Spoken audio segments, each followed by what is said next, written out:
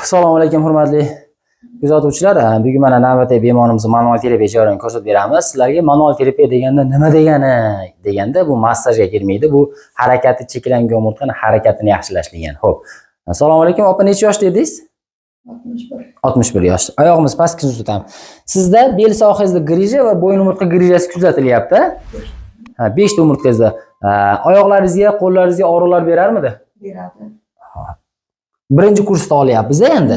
Yelkamizni orqaga tashlaymiz. Hol qo'ying. Qani? Yaxshi. Bu tomonga yonboshiling. Bu bemorimizni biz farzandini davoladik. Farzand ikkinchi etapga kelib, o'z birinchi etapga keldi endi. Yelkangizni orqaga tashlang xola. Zo'r bo'ldi. Osmonga qarab yoting. Nima uchun biz ko'rsatmoqchimiz mana? 5 kundan beri manual terapiya qilyapmiz. Zararini sezmadingizmi? Yo'q, mazza qilyapman. Demoqchimanki, ko'pchilik qo'rquv bo'ladi-da. Voy, biz ham olsak, uzilib ketadimi, og'riydimi? Yo'q.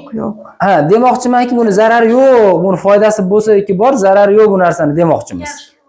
Mazza qilyapman, o'zgarish bor. Yaxshi. Go'shqani yaxshi. Zo'r. Shunday yozib beramiz. Qo'lingizni menga beramiz. Tortamiz, bo'sh. Voyda. Mazza bo'ldi.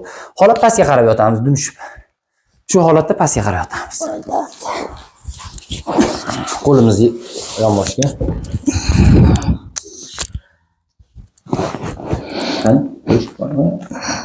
Yaxshi. Zo'r. Oy. Hammadan yotdim. Xo'p, mana demoqchimizki, biz manual terapiya sohasida ishlaymiz ancha uzoq yildan beri.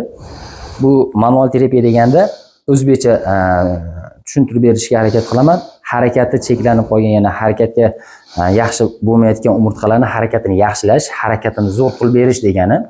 Bu massajga kirmaydi. Agar mana 61 yoshli onaxonni manual terapiya qildik. Qizingiz davoladiga o'tgan oyda.